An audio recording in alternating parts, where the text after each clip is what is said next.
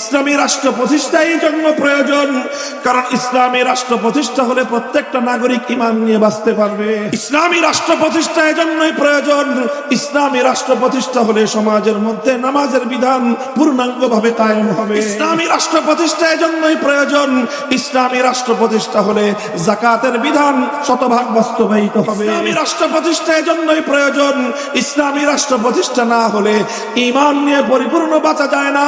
ইসলামী রাষ্ট্র প্রতিষ্ঠা না হলে পূর্ণাঙ্গভাবে নামাজ এবং যাকাত সহ শরীয়তের বিধানগুলি কার্যকর করা যায় না।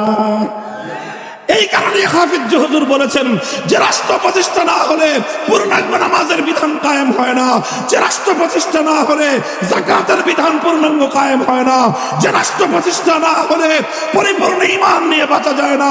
সব কিছুর আগে এজন্যই রাষ্ট্র ইসলাম অনুযায়ী নতুনভাবে প্রতিষ্ঠা করা আহম্মুল ফারায়েজ।